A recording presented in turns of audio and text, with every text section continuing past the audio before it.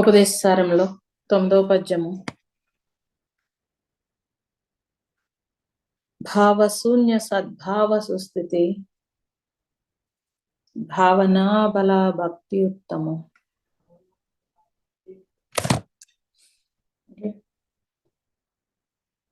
భావశూన్య సద్భావ సుస్థితి భావనా బల భక్తి ఉత్తమ.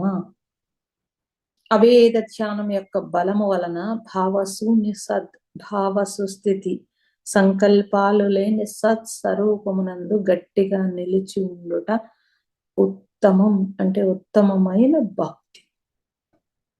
భక్తి అంటే తెలియాలి. మీకు తెలిసినంత వరకు భక్తి అంటే ప్రేమ అని ఇది వరకు చెప్పాం. మామూలుగా భక్తి అంటే పూజ, పునస్కారం, బొట్లు, పట్టుచీరలు, లేకపోతే ఇవన్నీ భక్తి అనుకుంటారు. దాన్ని కొంచెం దాటి మీరు అనుకున్న భక్తి కాకుండా భక్తి అంటే భగవంతుడి పట్ల ప్రేమ అంతవరకు వస్తే ఇప్పుడు ఇంకా భక్తి అంటే ఏంటో చెప్తున్నారు. అభేద ధ్యానం యొక్క బలము వలన సంకల్పాలను విడిచిపెట్టి స్వరూపమునందు గట్టిగా నిలిచి ఉండుటయే ఉత్తమోత్తమైన భక్తి. అంటే ధ్యానం చేస్తున్నాం, పూజ చేస్తున్నారు. పూజ చేస్తున్నప్పుడు ఏం చేస్తారు? భగవంతుడు అక్కడ ఉన్నాడు, నేను ఇక్కడ ఉన్నాను. కాబట్టి భగవంతుడికి అన్ని విన్నవించుకుంటూ ఉంటాను. కష్టం నష్టం ప్రతిదీ కూడా భగవంతుడితో నేను తెలియచేస్తూ ఉంటాను అని భగవంతుడికి తెలియచేయటం అంటే సెపరేట్. భగవంతుడు వేరు, నేను వేరు. ధ్యానంలో కూడా అంతే.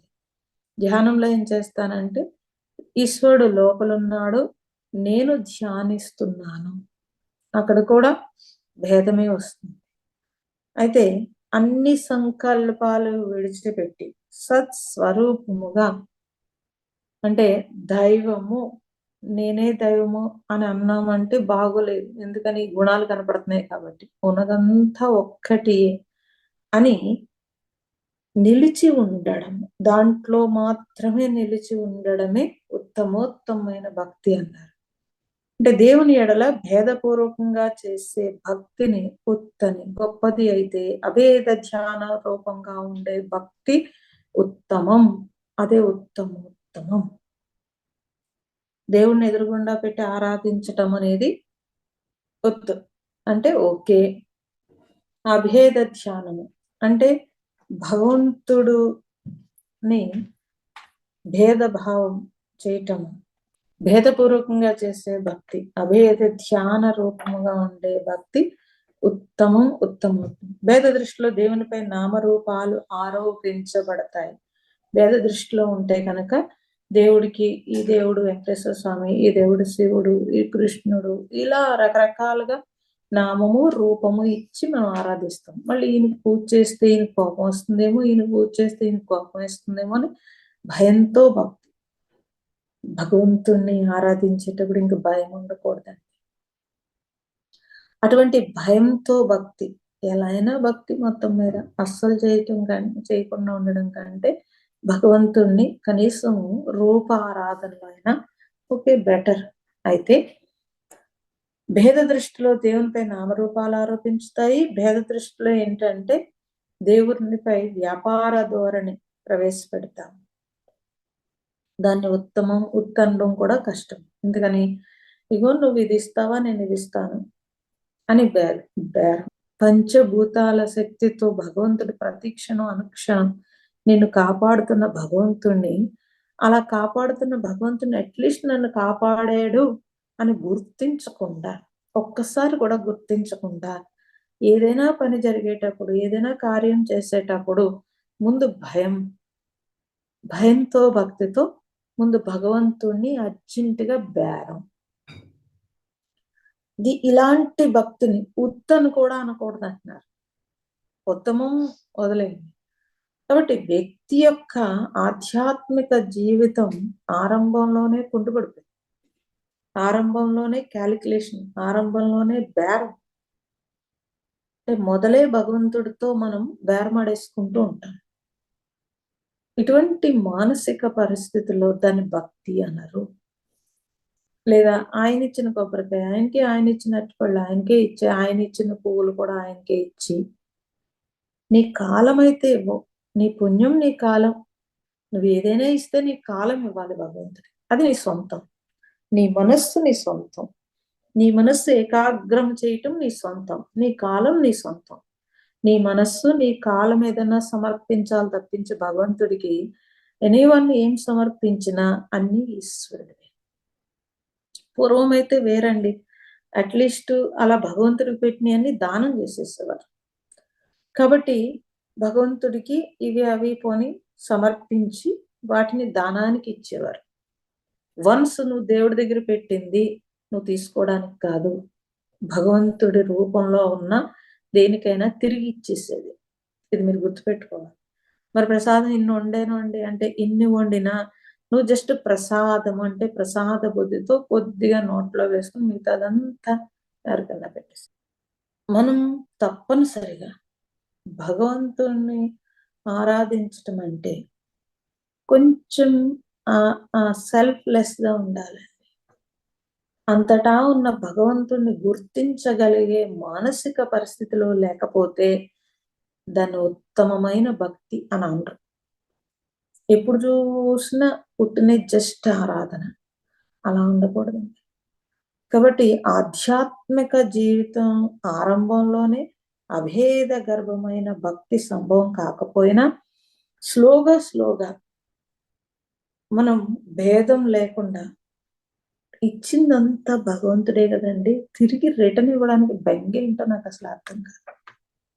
నీకు ఏమి ఇచ్చాడో అదంతా ఈశ్వరుడు ఇచ్చిందే కదా. ఈశ్వరుడు ఇచ్చింది ఈశ్వరుడికి ఇవ్వడానికి నీ బాధ ఏంటండి? పూర్వం పెద్దలందరూ వాళ్ళ పుణ్యమే మనకి ఇచ్చేవారు. ఆ పుణ్యంతో వాళ్ళు ఉన్నా లేకపోయినా ఆ ఆశీర్వాదం అనేది ఎప్పటికీ ఉండేది. వాళ్ళు ఏం చదువుకోలేదండి అంటే వాళ్ళంత మనంత స్వార్థపరులు కాదు వాళ్ళు. కాబట్టి వాళ్ళకి అన్నీ తెలుసు. ఎంత స్వార్థంగా వాళ్ళు లేరు కాబట్టి వాళ్ళకి అన్నీ తెలుసు. ఏంటంటే మనం ఉన్నా లేకపోయినా భగవంతుని యొక్క కృప తప్పనిసరిగా బిడ్డలకు ఆశీర్వాదం అవ్వాలి అని చెప్పాను. ఇక్కడ ఒక లా ఉంది, నువ్వేం చేసావో అది రిటర్న్ తీసుకుంటావు. కాబట్టి మనం చేసింది తిరిగి మన పిల్లలకు వస్తుందని చెప్పి వాళ్ళు చాలా దూరదృష్టితో ఆలోచించి ప్రతిదీ చేసేవారు. పూజ చేసినా, దానం చేసినా, నోము నోసినా, ఏం చేసినా సరే చాలా శ్రద్ధగా భక్తితో అన్ని రిటర్న్ ఇచ్చుకుంటా ఉండేవారు. ఇచ్చి బ్యాంకులో ఖాతా అంటే భగవంతుడి బ్యాంకులో ఖాతా లాగా మనకు అన్ని దాచి ఉంచేవారు.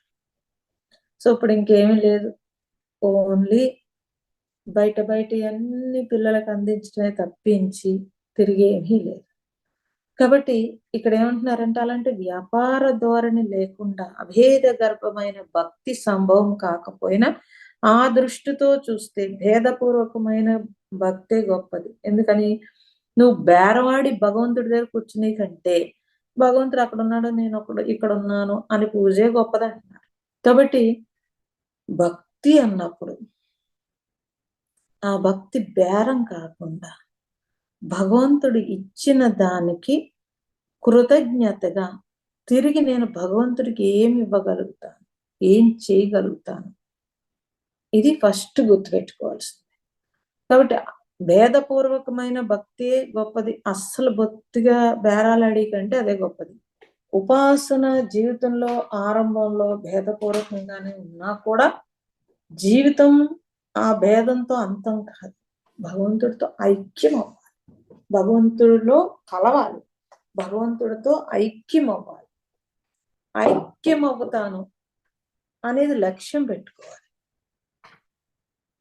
మళ్ళీ భగవంతుడితో ఐక్యం కాదు, ఏకంగా మోక్షమే అడిగేస్తాడు. అంటే ఇంకా భగవంతుడితో కలిసిపోవడము అన్నప్పుడు ఇంకా జన్మలు రాహిత్యం. ఓకే, జన్మ రాహిత్యం వైపుకి వెళ్ళిపోవాలనుకుంటాడు. మంచిది, కోరిక చాలా మంచిది. సరే, మీరు మామూలుగా ఉన్నప్పుడు ఏదైనా ఒక వస్తువు కోరుకున్నారనుకోండి, దానికోసం కష్టపడతారు, వెళ్ళి తెచ్చుకుంటారు, లేకపోతే దానికి మనీ సంపాదిస్తారు, ఇంత పని చేస్తారు. మోక్షం మాత్రం ఏదో బెల్లం ముక్కలాగా పక్కనే ఉన్నట్టు తీసేసుకునేలాగా అడుగుతారు, ఏమీ చేయకుండా. పొందేయాలనుకుంటారు. భగవంతుని కూడా అంతే. భగవంతుడు కార్యంలో పాల్గొరు, భగవంతునికి సేవ లేదు, భగవంతుడు చేసే పనిలో మనం పాల్గొము, కానీ భగవంతుడిని చేరుకోవాలనుకుంటారు. ఎవరినైనా కలుసుకోవాలంటే బోల్డ్ ప్రిపరేషన్ చేసుకుంటున్నారు. దానికి బోల్డ్ ఖర్చు పెడతారు, ఎక్కడికో ప్రయాణం చేస్తారు, వెళ్తారు, శ్రమ పడతారు, అన్ని వదులుకుంటారు, వెళ్తారు. భగవంతుడి దగ్గర మాత్రం ప్రతి దాంట్లోనూ మీరు ఏమైతే చేశారో దాన్ని పొందుతున్నామని తెలుసు. కానీ మోక్షము భగవంతుడి దగ్గరికి వచ్చేటప్పటికి ఏమి చేయకుండా ఇలాగే ఉండి అప్పుడప్పుడు పూజ చేసి ఆ పూజలో బేరాలన్నీ పెట్టేసి భయంతో భక్తి చేసేసి అక్కడి నుంచి మళ్ళీ అక్కడతో అది సంపూర్ణమవుతోంది కదా, కాదు. దానికంటే హైయెస్ట్ మోక్షం కావాలనిపిస్తుంది. లేదా మాకు ఏ కష్టం లేకుండా నువ్వు చూసేసుకో అని చెప్తారు. ఎవరైనా మనకి హెల్ప్ చేస్తే తప్పించి మీరు ఎటువంటి హెల్ప్ చేయరు. కానీ భగవంతుడికి ఏమీ చేయకుండా అన్నీ ఆయన నుంచి పొందేయాలని ఆశిస్తా ఉంటారు. భగవంతుడి వరకు ఎందుకండి, గురువు దగ్గర కూడా అలాగే ఉంటారు. మధ్యలో మీడియేటర్ని ఎందుకు పెట్టాడు అంటే, ఇక్కడే నువ్వు సేవ చేసుకుని ఇక్కడే పొందలేంది ఆయన దగ్గర ఎలా పొందుతావు? కాబట్టి నువ్వేమి ఇవ్వకుండా గురువు దగ్గర నుంచి పులోమని పొందేయాలని ఎలా అనుకుంటావో భగవంతుడి దగ్గర కూడా సేమ్ అదే బుద్ధి ఉంటుంది. మనం అందుకే ఏమంటున్నారంటే భేదపూర్వకంగా ఉంది. కానీ జీవితం ఆరంభంలో అలా ఆరంభించిన నెమ్మదిగా దేవుని బాహ్య విగ్రహ రూపంగా పూజించిన క్రమంగా దైవాన్ని మన హృదయంలో నిలుపుకునేటట్టు ఆరాధించాలి, అలవాటు చేసుకోవాలి. అంటే కళ్ళు మూసి ధ్యానం చేసినప్పుడు లోపలున్న దైవాన్ని గుర్తించగలుగుతాం. కళ్ళు మూసి ధ్యానం చేస్తే గుర్తించేస్తారేంటండి? హృదయ శుద్ధి అవుతున్న కొలది ధ్యానంలో నెమ్మదిగా వికాసం వస్తుంది. ఎందుకు హృదయ శుద్ధి అవ్వాలి అని అంటే, ఆ హృదయంలో ఉన్న ఈశ్వరుని కప్పివేసిన అన్ని కూడా తొలగించగలగాలి. అవి స్లోగా ఒకటి ఒకటి నెమ్మదిగా మనం తొలగిస్తున్నప్పుడే కొద్ది కొద్దిగా ఆ తేజస్ తెలిసిపోతూ ఉంటుందండి. ఒకేసారి ఇలా రాదు. అంటే ఆత్మ సాక్షాత్కారం అని చెప్పి మీరు ఇలా రావాలనుకోకూడదు. స్లోగా కాఠిన్యమైన హృదయాన్ని మనం నెమ్మదిగా అటువైపు వికాసం వైపు ప్రయాణం చేయించగలిగితే, ఆ స్వార్థము తగ్గితే స్లోగా ఆ వికాసంలో ఆ తేజస్సు తెలియబడుతుంది. కాబట్టి అందుకే ప్రతిమా స్థూల బుద్ధినాం మునీనాం హృది దైవతం. ఎప్పుడైతే ఒక ప్రతిమలో భగవంతుణ్ణి చూస్తున్నాము అని అంటే సూక్ష్మత, కానీ ఈ నామరూపాల్లో మాత్రమే భగవంతుడు ఉన్నాడు అనడం స్థూల బుద్ధి. భావాతీత స్థితికి వెళితే అది సూక్ష్మత. కానీ ఈ విగ్రహంలో మాత్రమే భగవంతుడు ఉన్నాడు, అంతటా భగవంతుడు ఉన్నాడు నోటితో చెప్తాడు. కానీ విగ్రహం చూసేటప్పటికి ఏదైనా మనం తప్పు చేస్తామేమో లేకపోతే చేశామేమో అని లెంపలేసుకుంటూ గడిపేసేదంతా స్థూల బుద్ధి. అందుకే స్థూల బుద్ధినాం మునీనాం హృది దైవతం. ఎవరికైతే స్థూల బుద్ధి ఉంటుందో వాళ్ళకి నెమ్మదిగా హృదయంలో ఉన్న ముని అంటే మననము చేసినప్పుడు హృదయంలో ఉన్న దైవము తెలియబడుతుంది. స్థూలమైన బుద్ధి కలవారు ప్రతిమను పూజిస్తే మననశీలురు హృదయంలో దైవాన్ని ధ్యానించగలుగుతారు. స్థూలము సూక్ష్మత. ఈ శరీరమే నేను అనుకోవడము స్థూలము. నామరూపాలన్నింటినీ తీసుకుంటూ ఈ శరీరంలో ఇది కూడా నామరూపమే. దీన్ని స్థూల బుద్ధి అంటారు. సూక్ష్మత అంటే ఉన్న ఏ శక్తి అయితే ఉందో ఆ శక్తి ఎలా నడుపుతుందో తెలుసుకోవడము సూక్ష్మత. అంటే దైవం సూక్ష్మత అని తెలుసు కూడా మళ్ళీ ఆ స్థూలంలో ఆరాధించడానికి ఇష్టపడతారు. తప్పు కాదండి, పూజ చేయటం తప్పని నేను చెప్పట్లేదు. ఆ పూజను ఎంత స్వార్థంగా చేస్తున్నావో చూసుకోమని చెప్తాను. ఏ స్వార్థము లేక భగవంతుణ్ణి భావనతో, ఆ భావన మనకి ఒక హాయినిచ్చేయాలి. అలాంటి స్థితిలో ఆరాధించే ఆరాధన అంటే ఏమి ఆశించకుండా నువ్వు ఆరాధించటం. ఏమి ఆశించకుండా అసలు మంత్రమే లేదండి. ఏమి ఆశించకుండా మంత్రమే లేదు. మీరు చదివే మంత్రాలన్నింటిలో కోరికలు, చదివే మంత్రాలన్నింటిలోనూ నువ్వు నాకు ఇచ్చేయో అన్నయే ఉంటాయి. ఇచ్చిన వాటికి నేను తిరిగి రిటర్న్ ఏమి ఇవ్వలేను. నేను మళ్ళీ ఇంకా తీసుకోవడానికైతే రుణం పెంచుకుంటూ ఉంటాను. రుణ విముక్తుడైతే కానీ మోక్షం రానప్పుడు రుణం పెంచుకోవడానికి ఎందుకు ఇష్టపడుతున్నాము అంటే కామన, కోరిక గట్టిగా ఉంది. కాబట్టి ఈశ్వరా నన్ను రుణ విముక్తుణ్ణి చెయ్యి అని ఎవడైనా దండం పెట్టుకుంటాడా? అంటే బంధ విముక్తుణ్ణి చేయమని చెప్పడానికి భయం ఏంటండి? విడుదల హ్యాపీనెస్ ఇస్తోంది అని ఆ విడుదల వైపు జర్నీ చేయడానికి బెంగ చాలా కష్టమండి. కాబట్టి దైవాన్ని ముందు పూజలో నామరూపాలతో ఆరాధించిన నెమ్మదిగా ధ్యానంతో హృదయం వైపు జర్నీ చేయడం, నెమ్మదిగా ఎదగడం. అంటే కింద మెట్టు నుంచి పైకి ఎక్కినప్పుడు కింద మెట్టు నాకు అక్కర్లేదని అక్కర్లేదు. తన్నేస్తే పైనుంచి మళ్ళీ దిగలేము. ఎక్కినప్పుడు ప్రతి మెట్టు మనకు ఉపయోగపడుతుంది. మేము పూజలు చేయండి, ధ్యానం ఒకటే చేస్తాం అని అనకూడదు. అంతటా ఉన్న దైవాన్ని నువ్వు గుర్తించగలగాలి. అలా అనకూడదు. చాలా మంది అదే ప్రచారం చేస్తారు.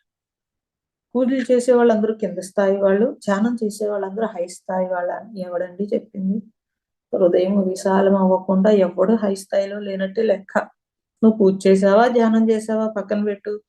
ఏం చేసినా నీ హృదయం విశాలం అయిందా లేదా? నీ హృదయం ఇంకా రాడ్లా ఉందా, స్పందన లేకుండా? అప్పుడు నువ్వేం హై స్థాయిలో ఉన్నట్టు. కాబట్టి ఇలా జడ్జి చేయకూడదు మనుషుల్ని. సో భగవంతుడు మాట, భగవంతుడి యొక్క వినికిడి, భగవంతుడి యొక్క ఆరాధన, వీటన్నింటినీ మనం భగవంతుడి వైపుకి నేను ఒక్కదాన్నే కాదండి అందరూ వెళ్ళాలి అనే తాపత్రయం లేకపోతే కనుక నువ్వెవరు జడ్జి చేయటానికి?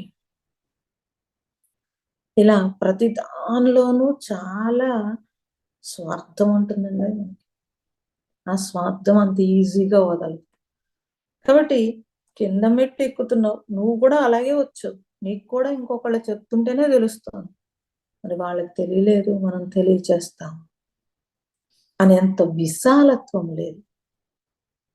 విశాలత్వం లేకుండా క్యాలిక్యులేషన్ బుద్ధి ఉంటుంది. పర్లేదండి నేను వినేసి చెప్పేస్తానంటే నువ్వు చెప్తున్నప్పుడు వాడిని స్వార్థం ఆల్రెడీ చూసేసి ఉంటాడు. కాబట్టి ఒక్క ముక్క కూడా బొరకెళ్ళదు. ఏదో ఇంకా తప్పక బాగుందండి భలే చెప్పారంటాడు. మనం దానికి అహంకారం పెంచుకుంటూ ఉంటాం. నేను చాలాసార్లు చెప్తాను ఈ మాట. నీ సొంతము అంటే ఏదైనా సరే నువ్వు ఆచరించింది ఒక్కటే నీ సొంతం. విన్నది నోట్లోంచి వచ్చిందంటే అది నీ సొంతం కాదు. ఎవరి దగ్గర అయితే విన్నావో, ఫలానా వాళ్ళ దగ్గర ఇది విన్నానో, ఇది వాళ్ళది, నాది కాదు అని చెప్పగలుగుతావా? అలా చెప్పగలిగితే మీరు సెల్ఫీస్ కానట్టు లెక్క. కాబట్టి సాధకుడు కింద మెట్టు మించి పై మెట్టు మీదకి వెళ్ళేటప్పుడు సో కింద మెట్టు మీద ఎవరైనా ఉంటే వాళ్ళకి చెయ్యి ఇచ్చి పైకి లాగాలండి. నిరసించకూడదు. పైనుంచి చూసి నేను పైకి వెళ్ళిపోయాను, వీడు ఇంకా కింద ఉన్నాడు అని అహంకారంతో చూడకూడదు. ధ్యానం చేసే వాళ్ళందరూ, పూజ చేసే వాళ్ళందరినీ ఇలాగే నిరసిస్తూ ఉంటారు. ఇది చాలా తప్పు. కాబట్టి హృదయ కుహర మధ్య కేవల కైవల్యం అన్నప్పుడు హృదయ కుహరంలో ఈశ్వరుడు ఉన్నాడు. ఆ ఈశ్వరుని యొక్క స్థితి, భగవంతుని యొక్క స్థితిని ఓపెన్ గా ఉంచుకోవాలంటే స్వార్థం అడ్డు రాకూడదు, అహంకారం అడ్డు రాకూడదు, వ్యక్తి భావనలు ఉండకూడదు. ఇవన్నీ లేకుండా ఉండేది బ్రహ్మం మాత్రం.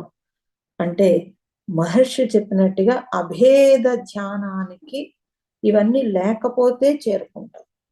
ధ్యానం చేసేటప్పుడు కూడా భేదమే, పూజ చేసేటప్పుడు కూడా భేదమే. పూజ చేసేటప్పుడు మన చుట్టాలని, మన బంధువుల్ని గొప్ప కోసం పిలుచుకుంటాడు. ప్రతి ఇచ్చేది వాళ్ళకే ఇస్తాడు. అది దానం అవదండి. అహంకారము పంచిపెడుతూ ఉంటాడు, దాన్ని దానం అంటారు. కాబట్టి ఎంత గొప్పగా పూజ చేశాను. ధ్యానం చేసేటప్పుడు కూడా అసలు నువ్వు ధ్యానం చేస్తున్నట్టు ఇంట్లో వాళ్ళకి కూడా తెలియకూడదు. నువ్వు సాధన నీ కోసం చేసుకుంటున్నావా, జనం కోసం చేస్తున్నావా, ఇది గుర్తుపెట్టుకోవాలి. కాబట్టి ధ్యానములో ఎటువంటి స్వార్థం అడ్రాకూడదు, ధ్యానములో అభేదం ఉండకూడదు. ధ్యానంతో మనము ఈశ్వరుని కలవగలగాలి. అయితే ఒక రామనామం చెప్పామనుకోండి, ఆ రామనామం ఒక మంత్రం, రామనామం మీన్స్ ఏదో ఒక మంత్రం చెప్పారనుకోండి, మంత్రం జపం చేస్తున్నారనుకోండి, ఆ దైవ భావంలో తన వ్యక్తిత్వాన్ని ఇచ్చేసి ఆహుతి చేసేసి కంప్లీట్ ఆ జపంలో కలిసిపోతేనే దాన్ని జపం అన్నారు. ఒక ధ్యానం చేస్తున్నాం అనుకోండి, కంప్లీట్ దైవంతో కలిసిపోతే దాన్ని ధ్యానం అన్నారు. పూజ చేసేటప్పుడు ఆరాధించేది ఈశ్వరుని అన్నప్పుడు ఆ ఈశ్వరుడికి సరెండర్ అయిపోతేనే పూజ అన్నారు. ఇలా మీరు ఏం చేసినా దాంట్లో ఐక్యమైపోతే అది సర్వోత్తమం, అదే ఉత్తమం అన్నారు. అలాంటి స్థితిలో సాధన చేయాలి. అలాంటి స్థితిలో సాధన చెయ్యగలిగితేనే మీరు ఎదగగలుగుతారు. అది పూజలో ఎదుగుతారా, జపంలో ఎదుగుతారా, ధ్యానంలో ఎదుగుతారా, ఎలా అయినా పర్వాలేదు. ఏం చేసినా ఆ చేసినంతసేపు నేను నా భగవంతుడు మాత్రమే ఉన్నా. ఆల్ డ్రాప్, ప్రతిదీ డ్రాప్ చేసేస్తాను. నేను అందుకే మీకు ఎన్నోసార్లు చెప్తాను, మీరు ఉన్న టైంని, అంటే భగవంతుడికి ఇచ్చిన టైంని ఈవెన్ బిడ్డకు కూడా ఇవ్వకూడదు. అంటే ఆ టైం భగవంతుడికి ఇచ్చేసాను అన్నప్పుడు ఇంక నేను మళ్ళీ పక్కకు కూడా చూడను. భగవంతుడంటే అంత ఈజీ కాదు. పవిత్రత, ఆ పవిత్రతలో అట్లీస్ట్ ఆ టైం ఇచ్చామంటే ఆ టైంకి మనం ఒక పవిత్రమైన స్థితిలో, అంటే సరెండర్, శరణాగతి. ఆయన 24 గంటలు ఇస్తే నేను ఆయనకు పావు గంట, 20 నిమిషాలు, గంటో ఇవ్వలేని మానసిక పరిస్థితిలో ఉన్నాను. నేనేం భక్తుండండి చెప్పాలి మీరు. అటు ధ్యానం చేసినా, ఇటు పూజ చేసినా, ఏం చేసినా సరే. పోనీ గుడికి వెళ్ళారనుకుందాం, గుడికి వెళ్తే పోనీ మీరు మీ ఫ్యామిలీ లేకపోతే మీరు ఒక్కరే వెళ్ళారు, వెళ్తే గుళ్ళో భగవంతుడితో గడపడానికి వెళ్ళారా, చుట్టూ ఆసక్తిగా అన్ని గమనించడానికి వెళ్ళారా? ఇది ఒక్కటే అడుగుతాను నేను. గుడికి వెళ్ళారంటే ఇంటి దగ్గర నోరు మూత పెట్టుకుంటే, నోరు కళ్ళు మూసుకుంటే ఎలా వెళ్తారండి? యాక్సిడెంట్ అవుతుంది. కళ్ళు మూసుకోక, కానీ కళ్ళు చూస్తూనే ఉంటాయి, కానీ లోపలికి నేనేమి తీసుకోను. భగవంతుణ్ణి చూసే వరకు ఈ కళ్ళు ఆసక్తితో ఇంకో దాన్ని ఆరా తీయవు, ఇంకో దాని వైపుకి మనస్సు వెళ్ళదు, అనేంత లాక్ చేసుకోవాల్సి ఉంటుంది. మేము ఎవరైనా మహాత్ములు కలవాలి అని అంటే చాలా పవిత్రంగా, ఇంకా వాళ్ళు ఆ మహాత్ముల్ని కలిసే వరకు థాట్ రాకుండా, కలిసిన తర్వాత ఎగ్జైట్ అయిపోయి, లేకపోతే వాళ్ళ దగ్గర నుంచి ఏ వైబ్రేషన్స్ తీసుకోవాలి, ఇలా ఉండేదండి ఆరాటం. చాలా కష్టమండి. ఇప్పుడు అలా ఉండదు, చాలా కష్టం. కాబట్టి భగవంతుడితో భక్తి అన్నప్పుడు ఫస్ట్ భగవంతుడి మీద ప్రేమ ఉండాలి. ప్రేమ ఉంటేనే రెస్పెక్ట్ ఉంటుందండి, లేకపోతే రెస్పెక్టే ఉండదు. ప్రేమ ఉన్న చోటే గౌరవంతో ఒక భయం ఉంటుంది, లేకపోతే అది కూడా ఉండదు. అలాంటి ప్రేమ, ముందు అలాంటి ప్రేమ కావాలి, తర్వాత అమనీభావము, కలిసిపోవాలి భగవంతుడు. కలిసిపోవడం అంటే ఆయన లక్షణాలు ఏవైతే ఉన్నాయో అవి నాకు రావాలి. అలాంటి లక్షణాలు కావాలి. ఏమీ ఆశించడు భగవంతుడు మన దగ్గర నుంచి. తిరిగి అన్ని ఇవ్వడమే చూసుకుంటాడు. అట్లీస్ట్ అలాంటి లక్షణం ఒక్కటైనా వస్తే మనకి భగవంతుడితో కలిసిపోయినట్లు లెక్క. అలా లేకపోతే అమనీభావం ఎక్కడి నుంచి వస్తుందండి? నేను అమనీభావం చెప్పాలి. ఓకే, ఎందుకంటే భగవంతుడి దగ్గర ఉన్నప్పుడైనా సంకల్పరహిత స్థితి. నేను సంకల్పరహితం అంటే ఇంకా ఆలోచనలు లేకుండా ఉండడం. నేనేమంటానంటే ముందు అది పక్కన పెట్టేయండి, ఏ పనులు లేకుండా ఉంటాను. ఇది ముందు పెట్టుకుంటే సంకల్పరహిత స్థితి చాలా కష్టమండి. ఆలోచనలు రాకుండా భగవంతుడి దగ్గర ఎక్కడ కూర్చుంటామండి అనేస్తారు. అట్లీస్ట్ ఒకటి పెట్టండి. ఒకటి పెట్టడం అంటే నేను చాలాసార్లు చెప్తాను, క్లాస్లో కూర్చున్నప్పుడు అట్లీస్ట్ క్లాస్ తప్ప, కొంతమంది కూర్చుంటారు చాలా బాగా, క్లాస్ తప్ప నేను ఇంకో దాని వైపు చూడను అని మీరు ఒక ప్రాక్టీస్ చేసిన, అలా కూడా ప్రాక్టీస్ చేయరు. 3 సంవత్సరాల నుంచి ఈ క్లాస్ చెప్తున్నారు. అలా ప్రాక్టీస్ చేసిన మీరు కనీసం గంటన్నర కుదురుగా థాట్ లేకుండా ఒక ఏకాగ్రతతో కూర్చోవడం వస్తుంది. కాదండి కంప్యూటర్ ముందు 8 గంటలు, కంప్యూటర్ ముందు 8 గంటలు కూర్చుంటారు, కానీ ఏకాగ్రత ఏదండి?